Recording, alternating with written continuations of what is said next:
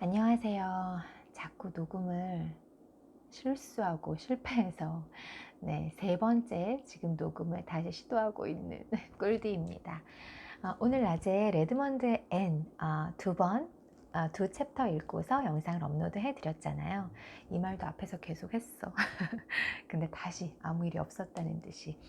어쨌든 오늘 두 개의 그 챕터를 읽어드렸는데, 오늘 자기 전에 책을 읽으려고 펼치고 한 3, 40페이지까지 읽었는데 너무 재밌네요, 이 책. 그래서 뭐 다는 아니겠지만 조금만 읽어드리려고 다시 이렇게 켰습니다. 유명한 책이라 아시는 분들도 많으실 것 같아요. 디즈니의 악당들 시리즈입니다. 디즈니 만화에 나오는, 책에 나오는 그 많은 그 빌런들의 뒷이야기, 어떻게 해서 악당이 됐는지 그것들에 대한 이야기인데요. 이 책을 읽다 보면 그 101마리 달마시안에 나오는 그 악녀가 왜 그렇게 될 수밖에 없었는지 그 이야기가 나온다고 하네요. 아직 저도 다 읽은 책이 아니라 재미를 가지고, 흥미를 가지고 한번 읽어보도록 하겠습니다. 기대가 많이 돼요. 앞부분을 조금 읽었는데 너무너무 재밌더라고요. 조금 목소리 연기하는 게 힘들 것 같기는 한데 그래도 읽어보기 시작하겠습니다. 여기 유령의 집에서 내 이야기를 시작하도록 하지. 암흑 속에서 그 모든 놀라운 계획이 탄생한 곳이거든. 이런, 그보다 맨 처음부터 시작해야겠어. 적어도 내가 왜 이렇게 되었는지 이해할 수 있게. 물론 불쌍한 달마시안 강아지들 얘기는 이미 알고 있겠지. 따분하기 짝이 없는 로저랑 아니타 얘기도 마찬가지겠고. 나도 당신들이 로저랑 아니타 편에 섰던 거 다 알아. 모피 코트를 걸친 악녀, 괴물 같은 내가 아니라 말이지. 그런데 나한테도 내 입장을 밝힐 권리가 있는 거잖아. 진짜 이야기 말이야. 기막히게 멋진 얘기거든. 지금부터 나 크루엘라 드빌의 이야기에 시선을 고정하도록. 똑딱, 똑딱. Darling, 내가 11살 꼬마 아가씨였던 시절로 돌아가는 거야. 우리 드빌 가문 저택에 살았던 때로. 다들 꽉 붙잡아. 스릴이 넘칠 테니까. 오, 도입부부터 재밌지 않나요? 11살 꼬마 아가씨였던 그 시절로 같이 한번 가보겠습니다. 챕터 1. 우리 엄마, 아빠랑 나는 벨그레이브 광장에 있는 저택에서 살았다. 크고 화려한 데다 근사하기까지 해서 사람들의 눈길을 끄는 집이었다. 거대한 기둥 4개가 광장을 내려다보는 테라스를 받쳐주었다. 우리 동네는 안전했다. 반대편에 사는 런던 천민들한테서 멀리 떨어져 있었으니까. 우리는 그렇게 제대로 된 곳에서 살았다. 드넓게 펼쳐진 공원들이 동네를 둘러싸고 있어서 마치 우리만의 세상에 사는 듯한 느낌이 들었다.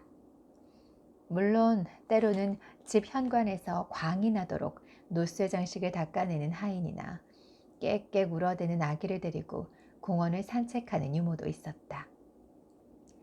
모퉁이에서 제비꽃을 파는 할머니들이나 신문을 파는 사내 아이들도 덜어 있었고, 그러나 그들은 망령처럼 눈에 보이지 않는 존재나 마찬가지였다. 나는 그들이 사람이라고 생각한 적이 거의 없었다. 나는 그자들을 비인간이라고 불렀다.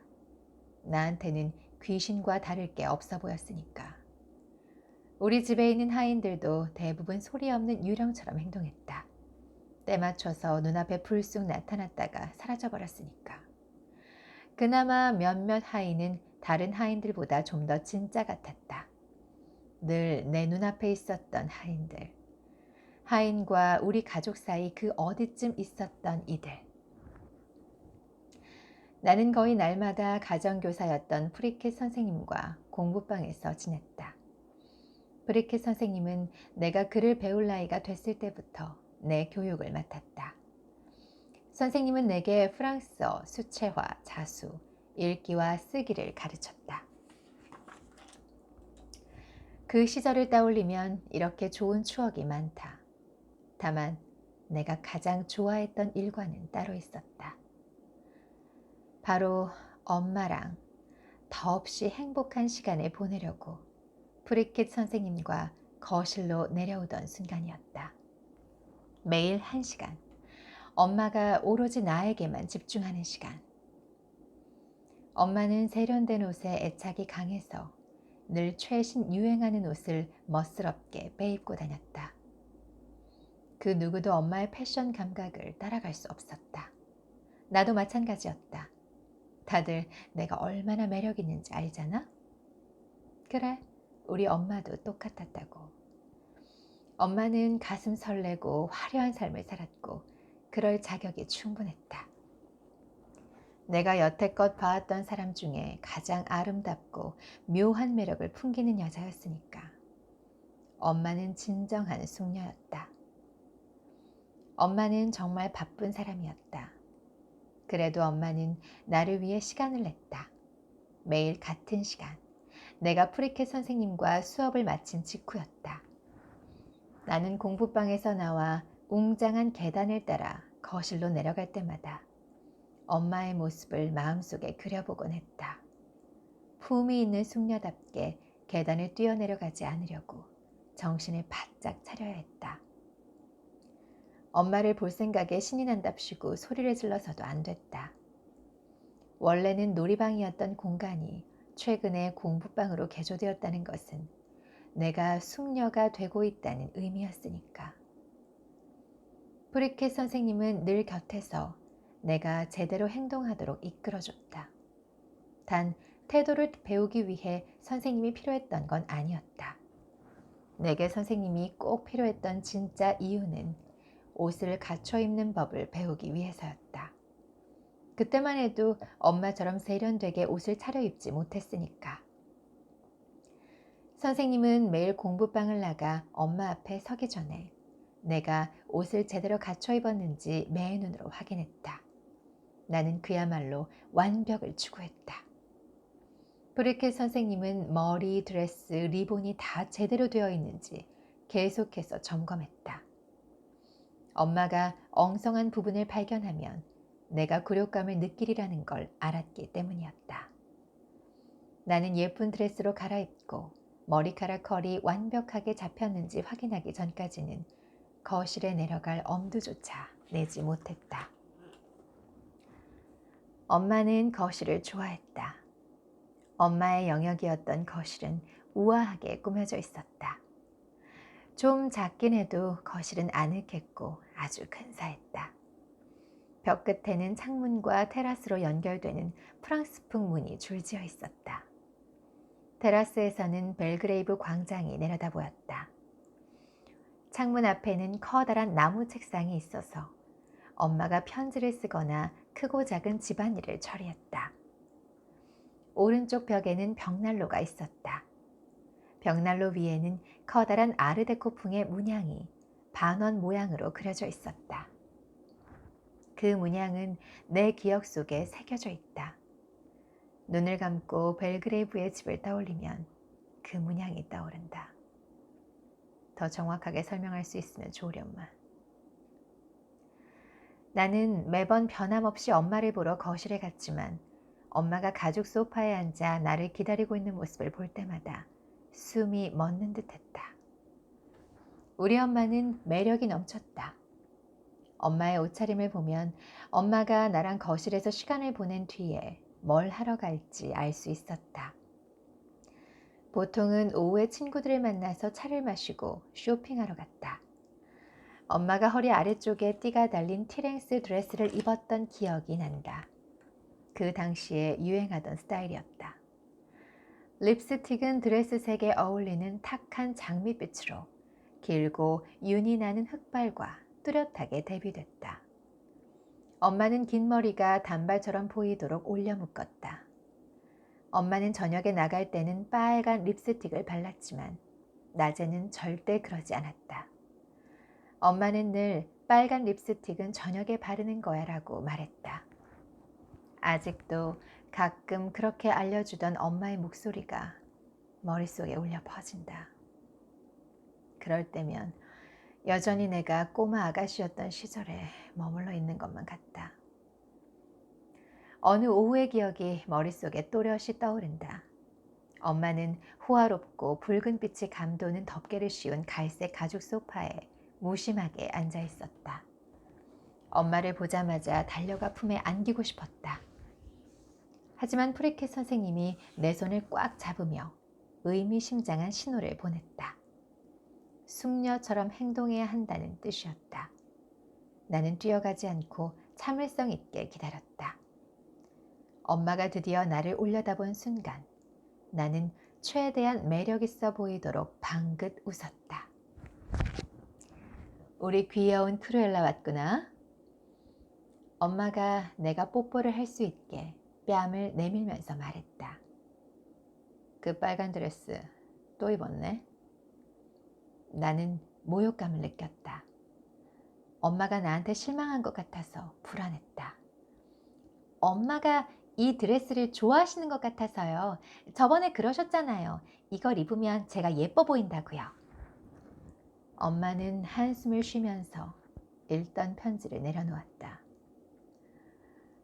우리 딸, 내 말이 그 말이야. 불과 며칠 전에 입은 걸 봤는데 또 입었잖아. 옷장에 새 드레스가 넘쳐나는데도 말이야. 크루엘라, 숙녀는 절대 같은 드레스를 2번 입지 않는단다. 나는 프리켓 선생님에게 몹시 화가 났다. 어떻게 이런 일을 겪게 할 수 있지?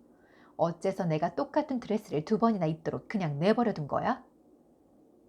프리켓 선생님? 차 마시게 종 좀 올려줄래요? 그리고 둘 다 좀 앉아요. 꼭 주변에서 맴도는 새들처럼 날 불안하게 하잖아. 프리켓 선생님이 벽난로 근처에 있는 가죽 의자 중 하나에 앉았다. 평소에 나랑 엄마가 앉는 소파의 반대쪽이었다. 차를 내오는 걸 기다리는 동안 엄마는 늘 똑같은 순서로 똑같은 질문을 했다.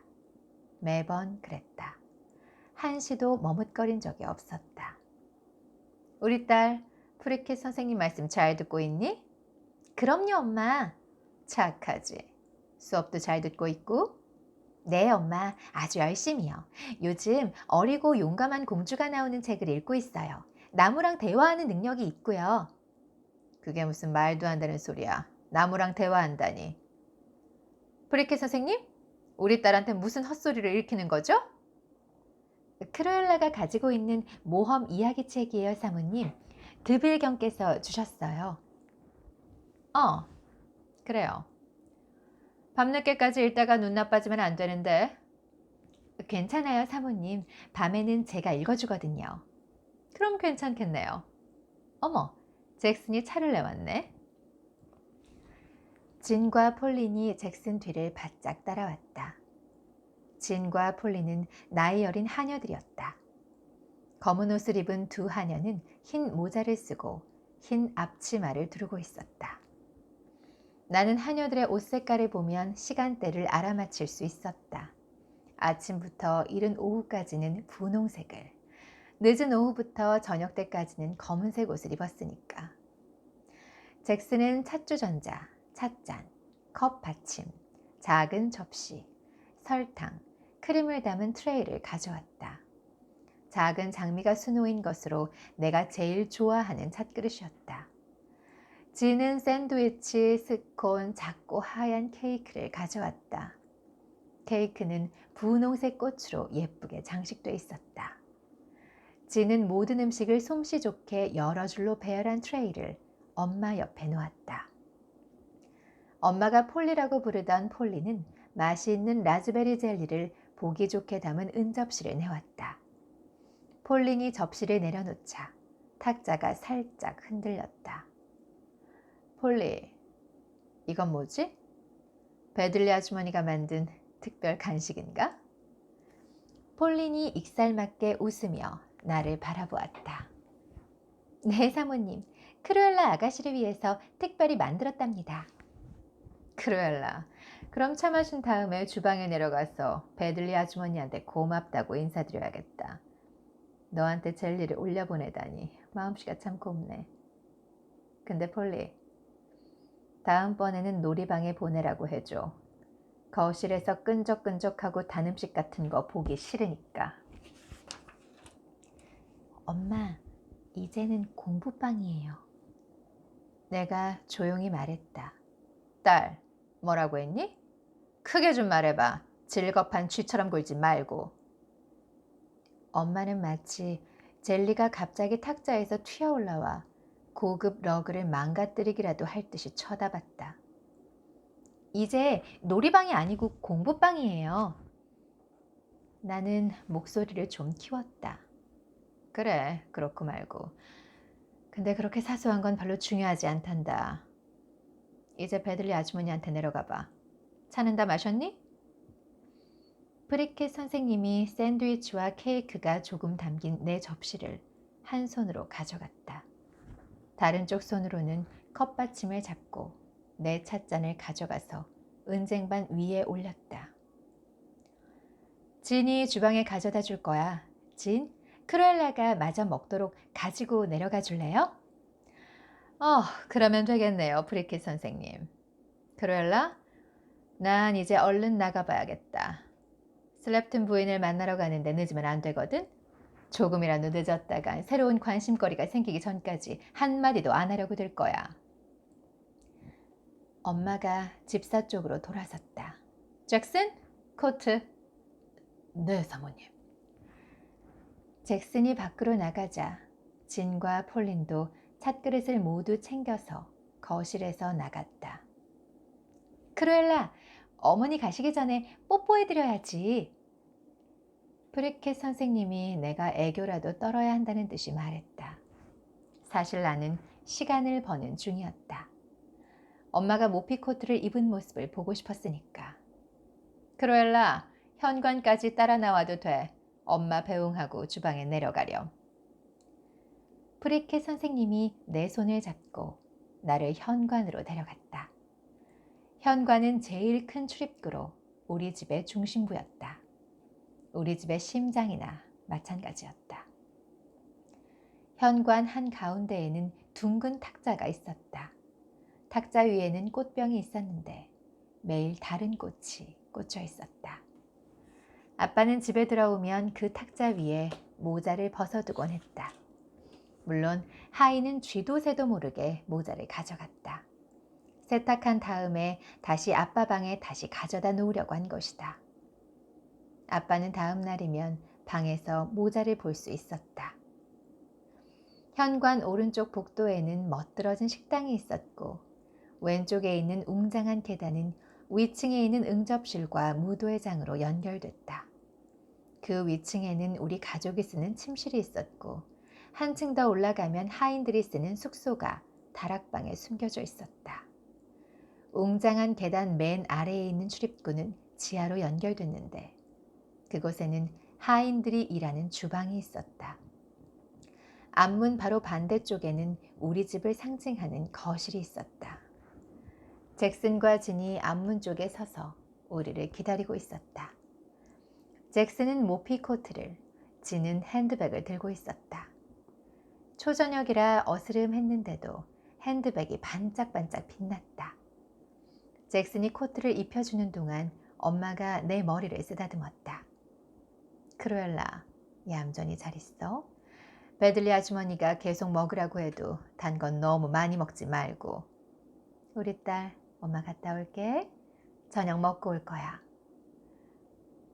엄마가 내게 손키스를 날리면서 서둘러 문 밖으로 나갔다. 기다란 모피 코트가 등 뒤에서 끌리는 모습이 눈길을 사로잡았다. 엄마는 늘 친구들을 만나러 나갔다. 가끔은 초저녁이 될 때까지도 집에 오지 않았다. 아빠가 집을 비우거나 귀족원에서 늦게 오는 날이면 저녁 식사가 끝나고 한참이 지나도록 안 오기도 했다. 내가 이미 잠든 다음까지도 거의 매일같이 그랬다. 그래도 엄마랑 함께하던 특별한 시간이 어찌나 좋던지 내가 기억하기로는 매일 1시간이었다. 엄마가 온전히 나에게만 집중했던 시간. 내가 하루 중 제일 좋아했던 시간이었다. 나는 지금 암흑 속에서 이 추억을 붙들고 산다. 엄마와 함께했던 시간, 모피코트, 반짝이는 보석, 고급 드레스를 갖춰 입은 엄마는 참 아름다웠다. 서둘러 멋진 곳으로 떠나던 아리따운 엄마. 엄마는 키가 크고 가녀린데다 빼빼 마르기까지 했다. 검은 머리가 눈길을 끌었고 눈동자는 짙은 갈색이었지만 머리처럼 검게 보였다.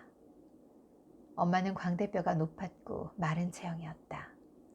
모델이나 배우가 기를 쓰고 되고 싶어 하는 그런 몸매였다. 엄마는 늘 다이아몬드를 주렁주렁 걸치고 반짝반짝 빛나는 드레스를 입었다. 물론 모피코트도 빼놓을 수 없었다. 지금 눈을 감아도 엄마 모습이 눈에 선하다. 엄마의 모습은 아른거리며 빛나는 별처럼 암흑 속에서 반짝인다. 엄마랑 거실에서 행복 가득한 시간을 보내고 나자 프리킷 선생님이 나를 데리고 주방으로 내려갔다.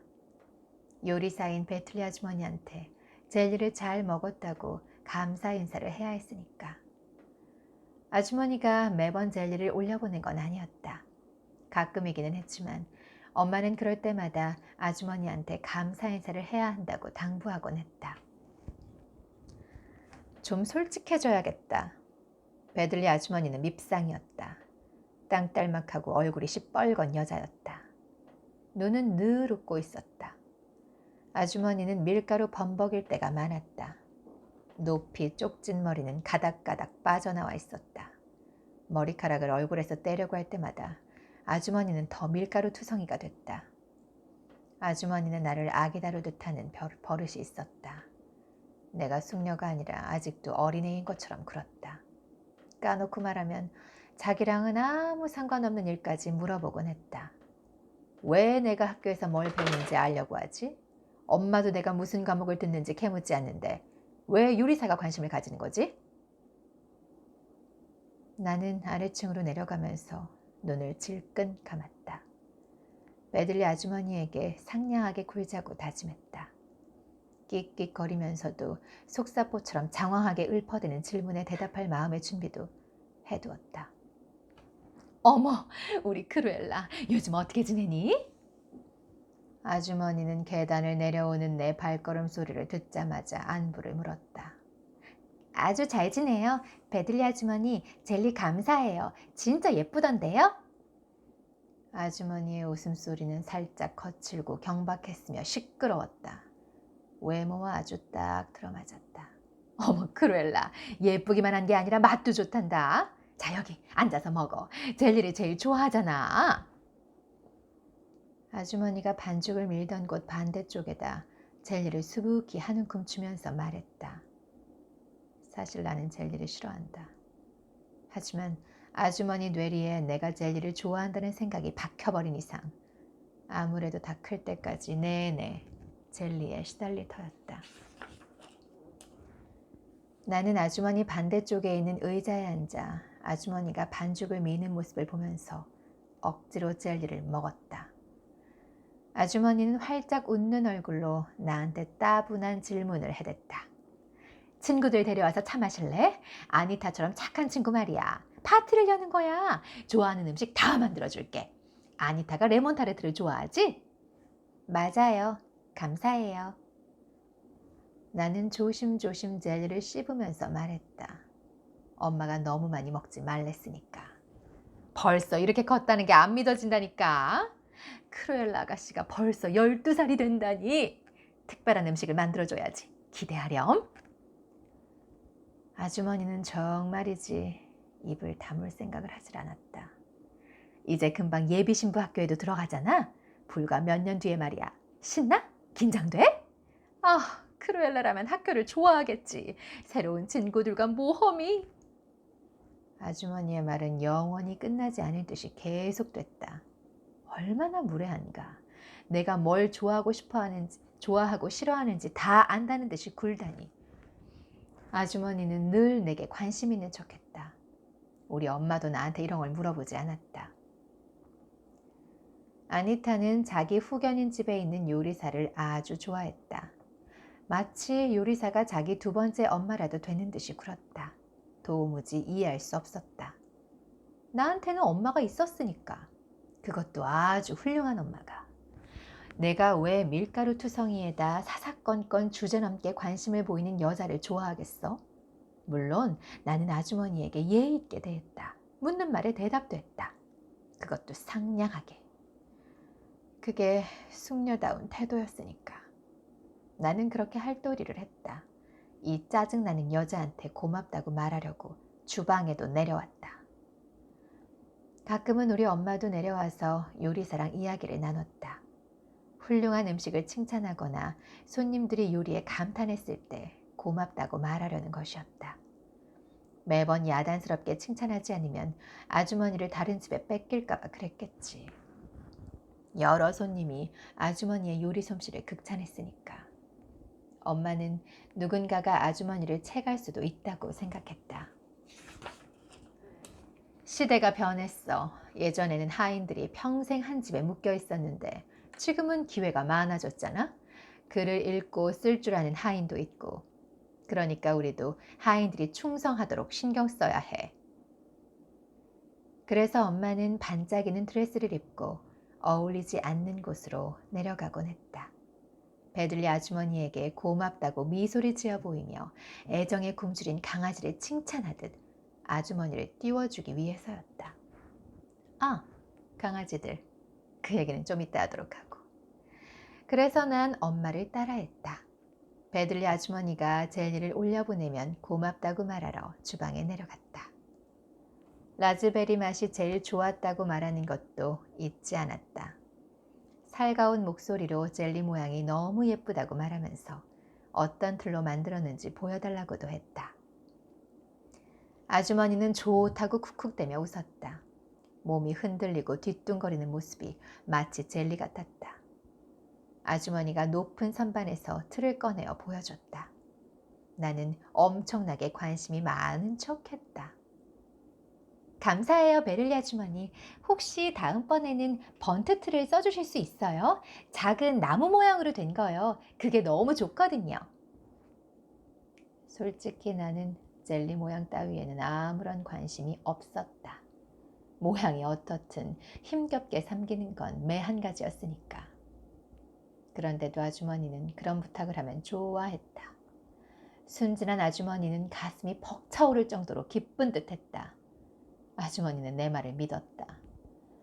바보 같으니라고. 알겠어, 크루엘라 아가씨. 다음에도 라즈베리로 만들어줄게. 감사합니다, 베들리 아주머니. 내가 말했다. 속으로는 아줌마는 바보예요 라고 말했지만 오늘 어머님이랑은 어땠니? 아주머니가 그렇게 물을 때면 어딘가 좀 슬퍼 보였다. 왠지 모르겠지만 프리켓 선생님이 대신 대답해 주길 바라는 듯 했다. 평소처럼 아름다우셨어요. 나는 가정교사가 아니라 내가 직접 대답했다는 티를 확실히 내려고 일부러 큰 목소리로 말했다.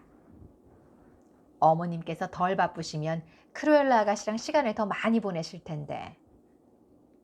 아주머니가 하인들 저녁거리로 만들고 있던 향긋한 파이 반죽을 밀자 손이 밀가루로 뒤덮였다. 엄마랑 아주 즐거웠어요. 나는 이를 드러내며 씩 웃었다. 베들리 아주머니와 프리켓 선생님이 또다시 눈빛을 교환했다. 엄마 얘기를 하면 둘은 묘한 눈빛으로 서로를 바라보았다. 나는 둘이 엄마를 질투해서 그런다고 생각했다. 그렇지 않고서야 왜 서로 이상한 눈빛을 주고받겠어? 어쨌든 우리 엄마는 숙녀고 그 사람들은 하인에 불과했는데. 프리켓 선생님은 내가 너무 크게 말하기라도 했다는 듯이 내 손을 잡았다. 이제 위로 올라갈 시간이 됐다는 뜻이었다. 선생님이 알려줘서 천만다행이었다. 우리가 주방에서 벌써 몇 시간씩 보냈다는 뜻이었으니까. 크루엘라, 이리 와. 이제 올라가서 아니타한테 내일 차 마시러 오라고 전화할까? 아, 네 선생님. 너무 좋아요.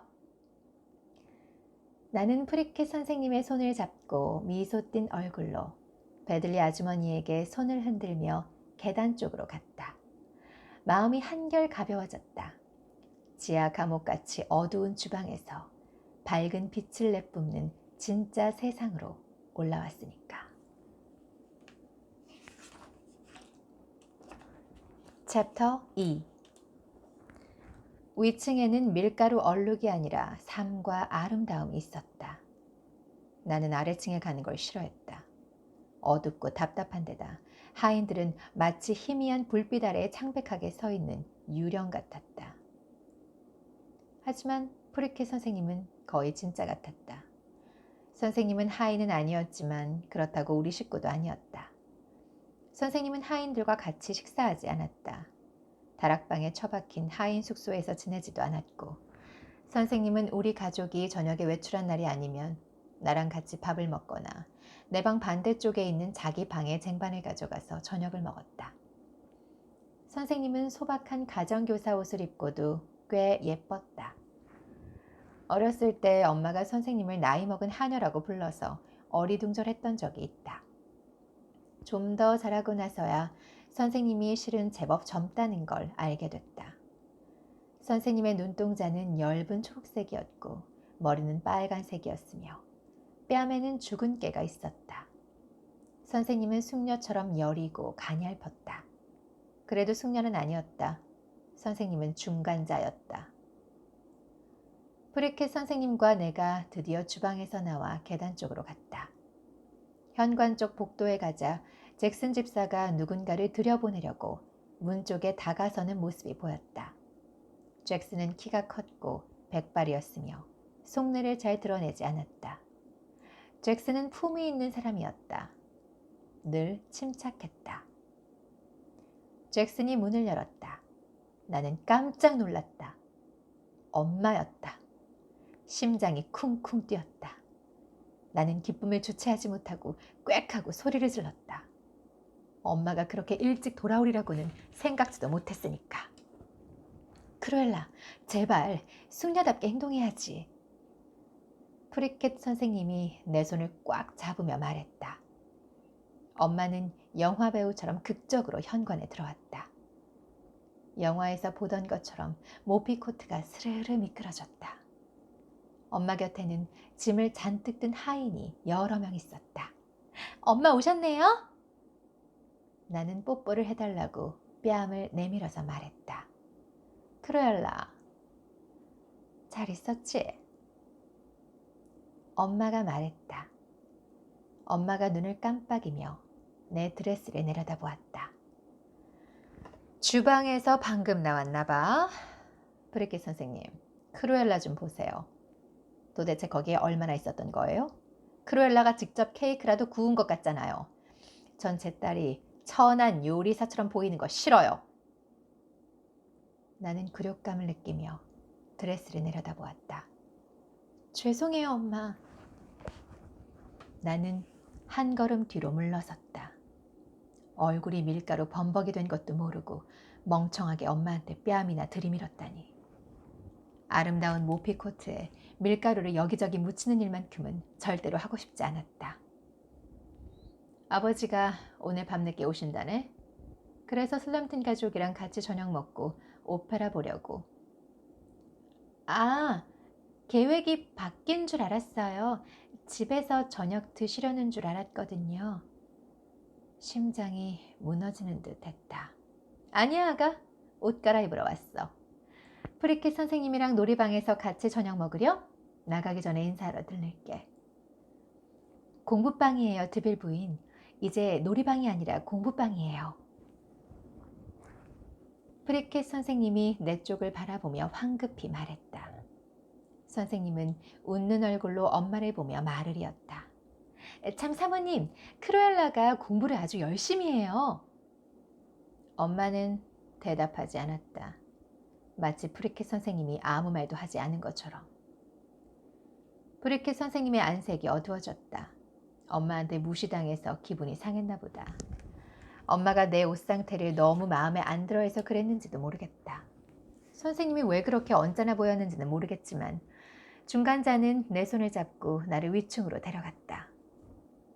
내가 다시 남부끄럽지 않은 상태가 된 다음에 우리는 평소처럼 같이 저녁을 먹었다.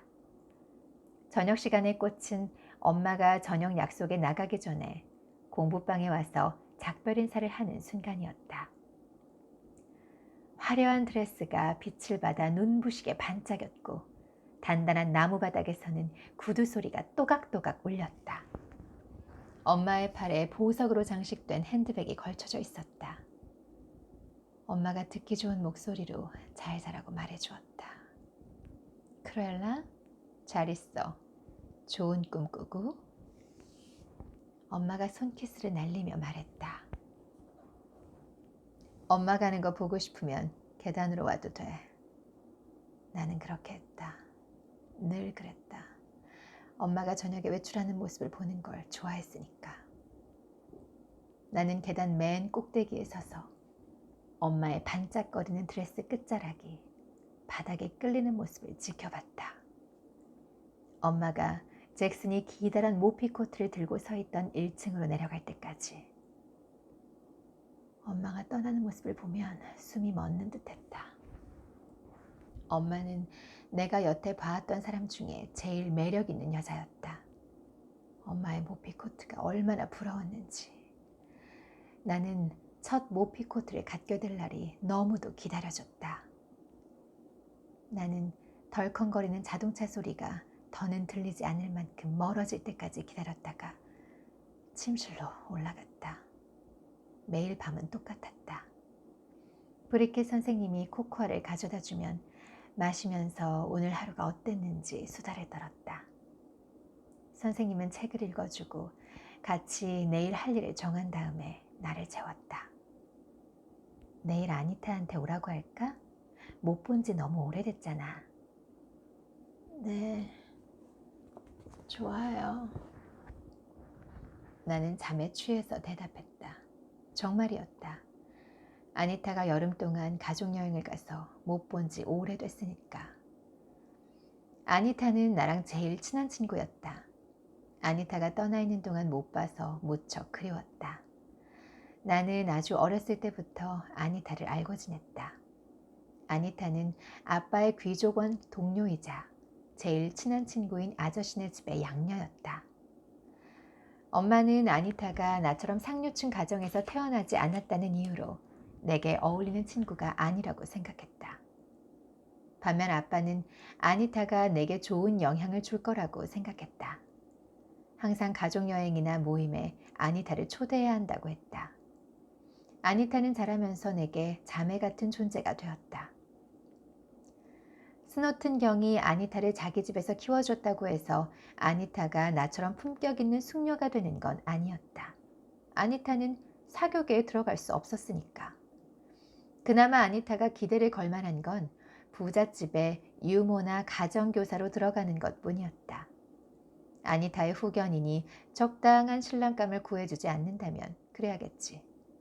아니타의 집안 배경을 문제 삼지 않을 만한 신사 말이다. 물론 과감하게 상점 정원이나 타이피스트가 되는 방법도 있었다. 하지만 아니타가 그런 일을 하고 싶어 할 리 없잖아. 제인 오스틴의 소설이 떠오른다. 제목이 뭐였더라? 두 자매 이야기였다. 한 명은 사랑하는 사람과 결혼했고 다른 한 명은 조건을 보고 결혼했다. 물론 사랑을 택한 자매는 가난했기에 조건을 택한 자매에게 딸 하나를 보낼 수밖에 없었다. 쉽게 말하면 그게 바로 아니타 얘기라는 것. 후견인한테 아니타가 사랑에 빠져서 결혼할 만큼 잘생긴 아들이 없었다는 점만 빼면 말이다.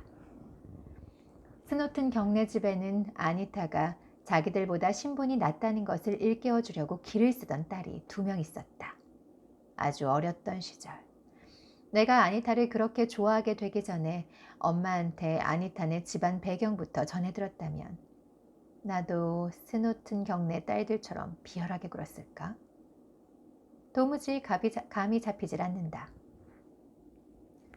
아니타는 중간자보다는 그야말로 딱 한 단계 위에 있었다. 그래도 나랑 제일 친하고 내가 가장 좋아하는 친구였다. 아니타네 집안이나 배경 같은 건 상관없었다. 아니타는 내가 아는 사람 중에서 마음씨가 가장 고왔다. 나는 아니타가 좋았다. 아니타를 초대하는 얘기를 하고 나자 프리켓 선생님이 내가 제일 좋아하는 동화책을 읽자고 했다. 우리가 저녁 때마다 습관처럼 하던 행동이었다. 자기 전에 튤립 공주 이야기 좀 읽을까? 공주가 나무의 신들을 만나려던 부분까지